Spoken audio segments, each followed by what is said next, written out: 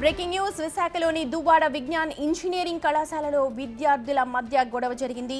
కాలేజీలో ఏటా జరిగే యువ తరంగ్ పోస్టర్ ఆవిష్కరణ సమయంలో విద్యార్థులు డాన్స్ చేశారు.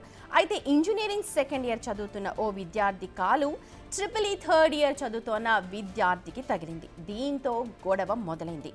కాలు తగిలించిన విద్యార్థి క్షమాపణలు చెప్పినా సీనియర్ వినిపించుకోలేదంటున్నారు. తన స్నేహితులతో కలిసి ఆ సెకండ్ ఇయర్ విద్యార్థిని మొత్తం సీనియర్లందరూ కలిసి చితక్కొట్టారు. దీంతో బాధిత విద్యార్థి పోలీస్ స్టేషన్లో కంప్లైంట్ చేశారు. కేసు నమోదు చేసుకున్న పోలీసులు దర్యాప్తు చేస్తున్నారు. అయితే గతంలో కూడా విజ్ఞాన్ ఇంజనీరింగ్ కళాశాలలో ఇలాంటి ఘటనలు జరిగినట్లు ఆరోపణలైతే ఉన్నాయి. ఎన్నిసార్లు జరిగినా విజ్ఞాన్ యాజమాన్యంలో మాత్రం ఆ తీరులో మాత్రం మార్పు రావడం లేదు అంటున్నారు. పిల్లల నడవడికలో కావచ్చు, ఇలాంటి ఘటనలు జరిగినప్పుడు అక్కడ కాలేజీలోనే పరిష్కరించే దిశగా యాజమాన్యం పట్టించుకున్న పాపాన లేదు అన్న విమర్శలైతే వెల్లువెత్తుతూ ఉన్నాయి.